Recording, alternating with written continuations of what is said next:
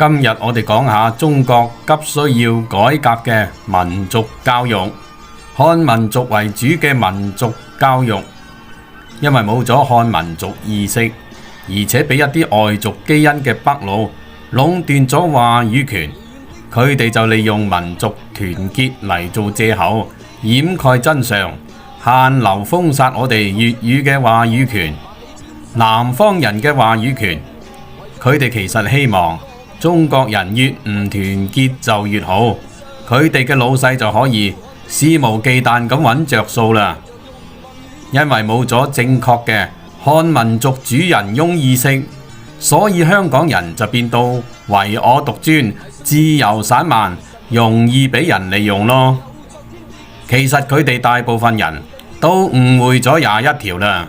成日以為自己係地富反賣右嘅後代，通過條例就會俾秋後算賬。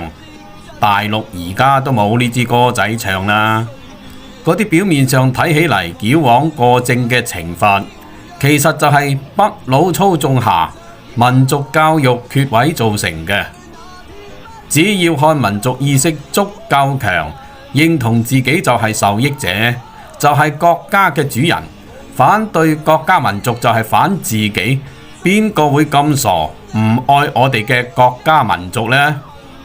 漢民族嘅江山係漢族人民辛辛苦苦打落嚟嘅，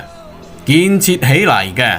值得你哋香港人、滿族人、所有少數民族嘅人去尊重、去擁護。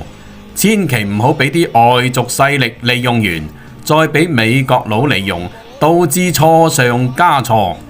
當接受咗真正嘅漢民族教育，你哋就會反思自己嘅問題，唔會人云亦云啦。如果你哋香港人早啲揾飛仔哥同你哋上下漢民族課，就乜嘢濕毒獨孤無敵都唔會有，就唔使搞到我哋粵語文化冇啖好食，俾人打壓到瀕臨滅絕啦。大家話係咪？民族好，大家先至好。我哋廣東人、南方人一定要有共同體意識，唔好自以為是，團結先有出路。要自嗨嘅就返屋企揾鹹片睇，點嗨都冇人理你。出嚟行，我哋一定要團結喺漢民族嘅大旗下，而且粵語要起到帶頭作用。